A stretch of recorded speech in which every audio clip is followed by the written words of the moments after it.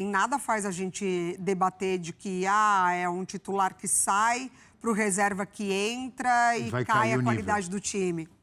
Léo Ortiz, Léo Pereira, muito bem estabelecidos nessa zaga. Mas você coloca o Danilo é muito experiente, tem uma ótima saída de jogo, pode te dar o lado de campo. Então, assim, é de fato muito impressionante, né? O que o Flamengo pode fazer com o elenco que tem. Lindo.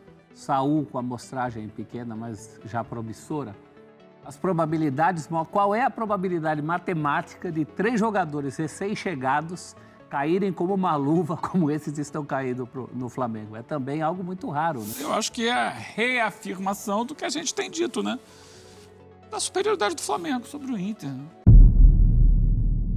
Fala pessoal, sejam muito bem-vindos ao Flamengo Informa e agora vamos ver a análise completa da imprensa na manhã desta quarta-feira, né? O jogo de hoje promete Internacional e Flamengo, Flamengo Internacional, segundo jogo ali das oitavas de finais da Libertadores. Primeiro jogo 1-0 para o Mengão, um simples empate já garante a classificação para a próxima fase. Elogios ao Flamengo, ao elenco do Mengão, que deve ir com Saúl e Jorginho no meio campo. Finalmente, né, vai ter aquela dupla de volante que a torcida ali pede há bastante tempo. Saúl jogou muito bem o último jogo contra o próprio Internacional e agora o Flamengo tem tudo para conseguir uma classificação. Sem mais enrolação, vamos direto para o vídeo. O link da ESPN estará aqui na descrição para que vocês possam acompanhá-los na íntegra. Olha, Maré, boa pergunta, ótima pergunta. Acho difícil, porque o Bruno Henrique, juntamente com o próprio Thiago Maia e o Alan Patrick, deixaram o meio de campo do Inter muito lento.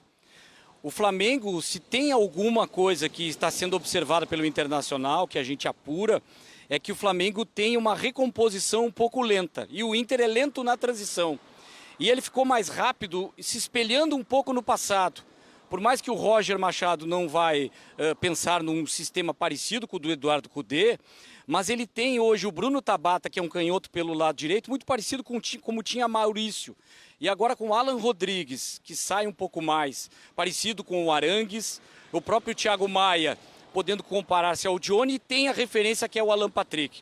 Mas eu vejo que o principal, esse liga e desliga do Inter, que às vezes é muito bom e às vezes ele fica muito abaixo, depende da qualidade técnica de alguns jogadores que nessa hora decisiva tem que jogar mais. Eu me refiro principalmente ao Wesley, que foi um grande artilheiro o ano passado e esse ano não faz isso. O Bernabei, que decepcionou em jogos decisivos contra o Fluminense. Vocês estavam falando do Serna. O Serna deitou em cima do Bernabei nos jogos da Copa do Brasil. E também, principalmente, o Alan Patrick, o centro do jogo, o maestro do Internacional, que se está fisicamente mais forte hoje, com a força da torcida, pode fazer aquilo que justamente o Eugênio falou. O Internacional quer, mas às vezes ele não consegue. A primeira coisa é tentar ficar com a bola, independente do esquema, mas com o Bruno Henrique vai ficar muito lento. A minha única dúvida é se o Ricardo Matias, acredito que é ele que começa o jogo, mas o fato do Borré ter feito um gol e o Borré tem uma movimentação de marcar mais alto o goleiro, a saída dos dois zagueiros, Léo Ortiz e Léo Pereira, pode ser que pela experiência ele comece com o Borré e coloque o garoto depois. Mas eu não acredito nisso. É a única mudança assim, que eu imagino que possa acontecer no calor do jogo. Nesses dias é um garoto de 19 anos, mas tem grande potencial. Ô, Caco, e Borré e Matias, uma vez que precisa de gol, nem pensar? Só durante o jogo ou quando a coisa não estiver dando certo, se é que ela não vai dar certo? Sim, inclusive Ener Valencia e Borré também. O Ener Valencia que não tem ido bem no Internacional, está passando por um momento muito difícil, ele já é o terceiro na hierarquia. Entra antes Borré, ou se não começar, Ricardo Matias, às vezes até outros atacantes de lados e depois o Ener Valencia. É difícil que isso aconteça de largada. Seria uma surpresa e o Inter acredito que daria a bola, até mesmo em contra-ataque, poderia ser mortal para o Flamengo começar com um time, tentar reter a bola dessa forma com 2 atacantes. Perde força no meio de campo, porque o duelo, o próprio Roger sabe disso, o coração do Inter também são os volantes do meio de campo, a exemplo do que falou o Felipe Luiz. Eu quero fazer uma pergunta para a Roberta lá no Rio de Janeiro, Roberta, porque ao final da vitória do Flamengo no jogo de ida, ou no primeiro jogo, como disse o professor, né? Ouvimos relatos de pessoas que estavam no Maracanã dizendo que a torcida do Internacional, apesar da derrota, fazia mais barulho, mostrava mais entusiasmo do que a torcida do Flamengo. Não sei se foi essa mesma a impressão ou o que se viu lá. Mas eu te pergunto agora, o que você percebe em relação ao coração, ao sentimento, ao otimismo ou à preocupação do torcedor rubro-negro com essa vantagem de 1-0, de jogar pelo empate no Gigante do Beira-Rio hoje? Olha, Abel, o otimismo é grande. Você falou aí desse último jogo. Eu estava bem pertinho da torcida do Internacional. De fato, eles aumentavam o volume a todo instante, mas a torcida do Flamengo, em maior número, tentava ali fazer aquele abafa e, claro, acabava conseguindo por conta do número de torcedores rubro-negros lá no Maracanã. Mas a do Internacional fez uma bonita festa na arquibancada, inclusive na recepção do time aqui no Rio de Janeiro. Mas tem muito otimismo da torcida rubro-negra, confiança, principalmente por ter feito o resultado no jogo de ida. A vantagem ali é pequena, mas essa sequência de jogos aí contra o Internacional trouxe confiança para esse torcedor. E muitos falando, seremos felizes. Claro que hoje é aquele dia de ansiedade, né, Abel? O torcedor acorda ansioso, mas confiante nessa classificação. Lembrando até lá daquelas quartas de final de 2019, em que o Flamengo eliminou o Internacional. No primeiro jogo, o Bruno Henrique marcou lá naquelas quartas de final e dessa vez ele também balançou as redes. Então o torcedor, assim, com grande expectativa para esse jogo, confiante que o Flamengo vai avançar. Já ficou fora ali da Copa do Brasil, nesse momento até que teve a eliminação, muitas cobranças, apesar da Copa do Brasil não ser prioridade no Flamengo, mas agora aquela confiança, o Flamengo em busca do tetra da Libertadores, Abel. Show de bola. Podemos liberar Roberta e Caco? Alguém tem mais alguma dúvida ou Só questão? registrar aqui minhas lágrimas de emoção ao ver o cenário da Roberta na praia da Barra da Tijuca, morrendo de saudade do meu Rio de Janeiro. Aí, emocionado o Eugênio, tá vendo, Roberto? O casaco. Eu sei, até coloquei o casaco, né, para minimizar isso. Não A fica tão Roberta chato. na praia, enfim, Eugênio. Isso aí, mas desculpem, amigos. Obrigado, Roberta. Roberta Barroso, ao vivo do Rio de Janeiro. Obrigado, Caco da Mota, ao vivo de Porto Alegre, trazendo informações, bastidores aí desse confronto que você acompanha logo mais conosco aqui na ESPN e também no Disney Plus. A gente tem uma tela para a gente falar mais desse Inter e Flamengo, valendo vaga para as quartas de final da Libertadores da América. Nos dois primeiros episódios. Os dois primeiros episódios Gostei dessa vozinha. acompanhamos. Números consolidados de Internacional e Flamengo na semana passada e no domingo, que são os jogos da Libertadores e do Campeonato Brasileiro. O Flamengo fez 4 gols, né? 1 pela Libertadores e 3 pelo Brasileirão, e o Inter só fez 1 pelo Brasileirão. Posse de bola, 39% para o Inter, 61% para o Flamengo, 19 finalizações do Colorado, 26 do Flamengo. No alvo, aí já tem o equilíbrio, 8-7 para o Inter. Grandes chances, 3 do Inter e 8 do Flamengo. Ações na área rival, 29 do time gaúcho e 49 do time carioca. Eugênio Leal, você que se aprofunda, é um estudioso, é quase um matemático do futebol. O que essa tela, esses números trazem para você? Eu acho que é a reafirmação do que a gente tem dito, né? Da superioridade do Flamengo sobre o Inter. Né? Acho que os números traduzem o que a gente tem visto em campo. Do brasileiro, ele é líder, mas é que eu estou falando de Libertadores, que a gente está focado aqui na Libertadores, né? Boa. Você tem o Palmeiras, né, que passou por cima do Universitário, mas um adversário um pouco mais acessível. E o Flamengo, que dominou amplamente o primeiro tempo do jogo contra o Inter. No final das contas, no segundo tempo foi muito equilibrado. Mas que a gente sabe do potencial de fazer isso de novo hoje, mesmo fora de casa. E passando na próxima fase, buscar uma classificação. Lembrando que o vencedor do duelo de hoje enfrenta... Por isso eu chamo de novo a atenção, Abel. Às 19h, Estudiantes e Cerro Porteño. Transmissão, narração da nossa Elane Trevisão. Estarei nos comentários. Na ESPN 4 e no Disney Plus. Daí saiu o adversário de Flamengo ou Daí Inter? saiu o adversário de Flamengo Inter. Quanto foi o primeiro jogo mesmo? 1-0, o Estudiantes ganhou o jogo lá em Assunción. Hoje joga em La Plata. Não solte a voz e fale logo que o Estudiantes está classificado. Não vem com churumelos. O Estudiantes está classificado. Calma, tem que jogar. Tem que jogar, mas é o favorito para se classificar. A boa notícia é que o Estudiantes não fez um grande jogo lá no Paraguai. Ganhou, mereceu ganhar, foi melhor, mas não foi um grande jogo. É mais time, na sua visão? Do que o Cerro é. É, né? Do que o Cerro é, mas não é do que Flamengo nem do que o Inter.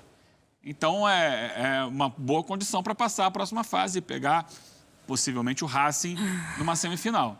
Então, é um caminho que está posto e um Flamengo que tem tudo para buscar essa conquista. Esse ano é curioso, né, Abel? Nós temos aí vários clubes brasileiros buscando um 4º título de Libertadores. Para sair na frente e falar assim, estou aqui, sou o brasileiro com mais títulos. Né? Então, o Flamengo pode ser. Alguém será o Palmeiras recordista. pode ser. São Paulo pode ser. Só o Grêmio está fora dessa, porque o Grêmio tem 3 também, mas... Então, o Santos também. Tem esse porém. E você pode ter lá na frente uma final entre 2 brasileiros para decidir isso. Quem é o maior brasileiro da... Campeão dos campeões. Naquela tela eu estava pensando em 2 coisas. Primeiro, muito legal, porque essa tela, ao contrário de outras que a gente mostra, que às vezes você é obrigado pelas circunstâncias a comparar banana com laranja, campeonato diferente. Aí a gente está falando de 2 times que se enfrentaram um contra o outro 2 vezes. Então, um pouco contaminado, porque o Inter do segundo jogo não era o Interzão. Que vai a tela consolidada mesmo será a comparação do primeiro jogo da Libertadores com esse de hoje. E uma outra coisa que eu estava pensando, quando você falou da relação do Eugênio Leal com os números, se não seria Eugênio Leal o Oswaldo de Souza dos tempos modernos. Não. Olha! Uau! Oswaldo de Souza dos tempos modernos, não fica bom esse epíteto? Não. Ficou tímido. São Ganhou coisas o completamente epíteto. diferentes. Ficou tímido. Não, hoje foi um cara que marcou, né, na imprensa esportiva. Para quem é mais antigo um pouco, né? Mas são coisas diferentes que a gente analisa. Eu procuro ver estatísticas do jogo, assim, que na época nem eram muito disponíveis, né? Na época que Então, até por isso ele se destacava, né? Para quem não lembra, no Fantástico, depois que a Zebrinha estava lá, a Zebrinha e o Léo Batista, jogou 1. Né? Juventus 1, Corinthians 0. E deu eu, Zebra. Gol do Taliba. Gol da Taliba. Aí, no fim, o Léo Batista falava, segundo o matemático Oswaldo de Souza, a projeção de ganhadores é de tantas pessoas. Esse era Oswaldo de Souza. É o Eugênio. O Eugênio dos tempos é o antigos. Oswaldo de Souza. O Eugênio Leal dos tempos Por exemplo, antigos. o Eugênio vai dizer, olha, segundo as estatísticas, a probabilidade do Inter, que decide em casa passar para a próxima fase, é de tantos % e tal. Também é interessante. Mas o jogo é decidido lá dentro, na bola. E o Flamengo é favorito. Não só pelo... Porque tem qualidade. vantagem. De casa. Não só pela vantagem. Quando a Beta traz pra gente que Saul e Jorginho foram muito bem no último jogo, Saul entrando de titular. Sim.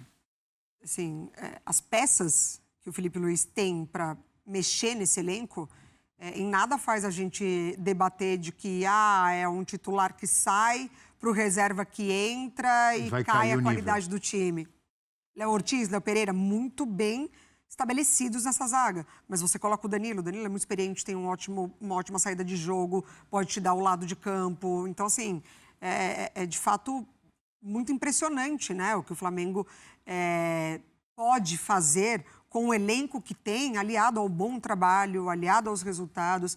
Eu acho que o que a gente teve do melhor internacional era, de fato, quando o Aguirre e Bernabé estavam muito bem, apoiando, quando o Alan Patrick estava no seu melhor momento, quando o Wesley dava assistência, como deu para a vitória contra o Bahia, que garantiu ao Internacional essa vaga de Libertadores, com o gol do Borré.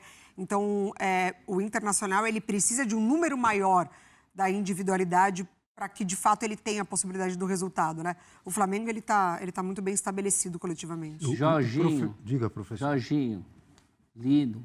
Saul com a amostragem pequena, mas já promissora. As probabilidades... Qual é a probabilidade matemática de 3 jogadores recém-chegados caírem como uma luva, como esses estão caindo no Flamengo? É também algo muito raro, né?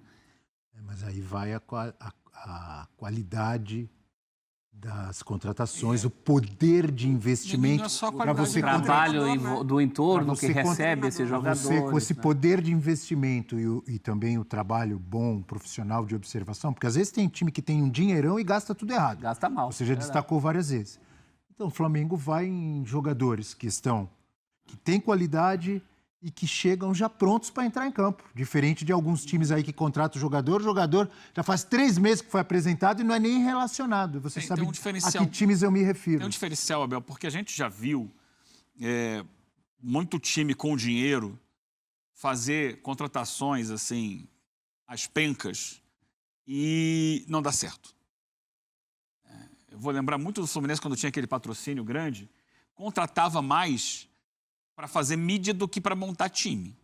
São situações diferentes. Uma coisa, vou contratar o jogador que vai vender camisa, que vai dar espaço no noticiário, aeroporto.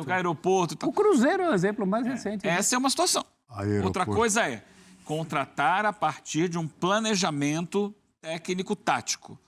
Então, essas contratações que a gente está falando do Flamengo são contratações meticulosas. Eu vou trazer o Samuel Lino porque eu preciso de um jogador com essa característica X. Vou trazer o Jorginho porque eu quero um volante que faça isso, isso e isso, porque isso se encaixa na minha proposta de jogo.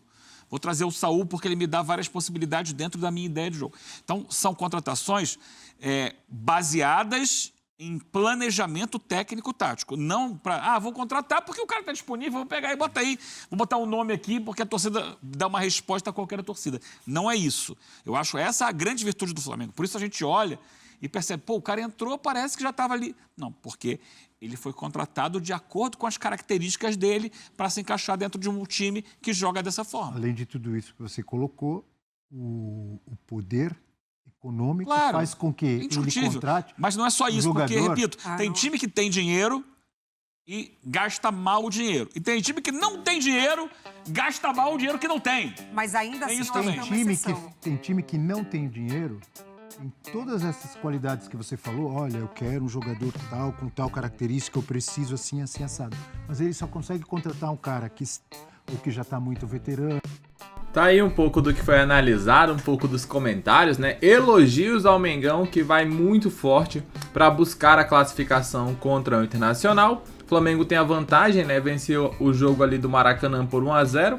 Então, um simples empate já garante o Flamengo na próxima fase. Se o Mengão perder por um gol de diferença, independentemente 1-0, 3-2, 2-1, a decisão será nos pênaltis, né? Nas grandes penalidades. E se o Flamengo vencer, obviamente, está classificado até de uma maneira mais tranquila. Tem tudo para ser um grande jogo. Eu acho que a grande aposta do Flamengo é o Internacional ir para cima, tentar buscar. Aí o Mengão certamente vai ter muitos espaços ali nos contra-ataques. Não pode vacilar, a defesa tem que estar bem segura hoje para poder deixar o ataque mais tranquilo. Também opine abaixo, diz o que vocês pensam. Daqui a pouco voltaremos com muito mais informações. Obrigado a todos. Valeu!